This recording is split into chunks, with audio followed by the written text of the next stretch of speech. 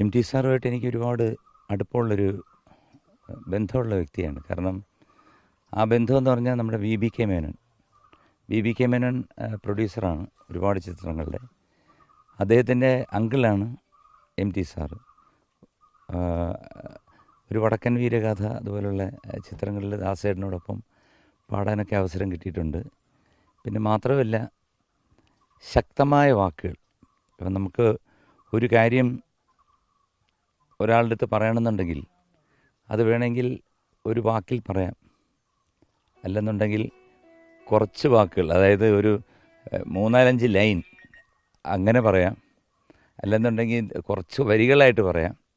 പക്ഷേ ഇത് ശക്തമായിട്ട് 1-2 സെൻറ്റൻസിൽ അദ്ദേഹത്തിൻ്റെ ആശയങ്ങൾ തറപ്പിക്കുന്ന ഒരു അത്ഭുത പ്രതിഭാസമായിരുന്നു എം ടി സാറ്.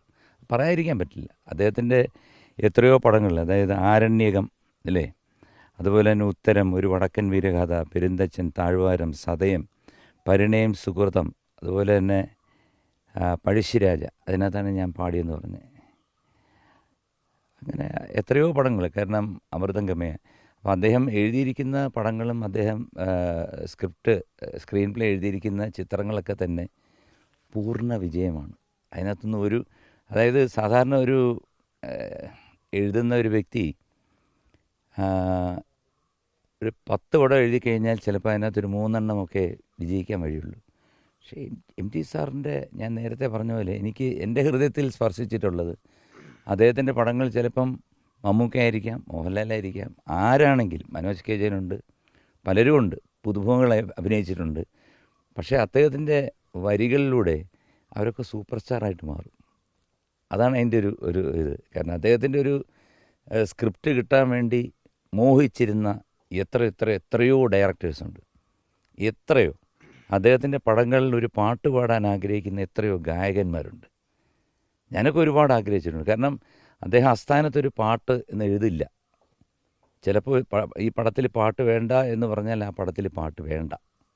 കാരണം അത് അദ്ദേഹത്തിൻ്റെ ശക്തമായ തീരുമാനങ്ങളാണ്. അങ്ങനെ നല്ല കാഴ്ചപ്പാടുള്ള, അതായത് ഒരു കഥയുടെ എന്താണ് എന്ന് വളരെ വ്യക്തമാക്കി മനസ്സിലാക്കി വേണ്ടത് മാത്രം എഴുതി അത് പൂർണ്ണമായിട്ടും അത് ഹിറ്റാകും എന്ന ഉചിതബോധമുള്ള ഒരു വലിയ അതുല്യ കലാകാരനായിരുന്നു. അദ്ദേഹത്തിൻ്റെ കൂടെയൊക്കെ യാത്ര ചെയ്യാനും അതുപോലെ അദ്ദേഹത്തിൻ്റെ വീട്ടിൽ പോകാനും, അദ്ദേഹത്തിൻ്റെ മകളാണ് ഇപ്പം കുറേ ചിത്രങ്ങൾ പാടിപ്പിച്ച് ചെയ്തല്ലോ, കുറേ ഡയറക്ടേഴ്സിനെ വെച്ച്.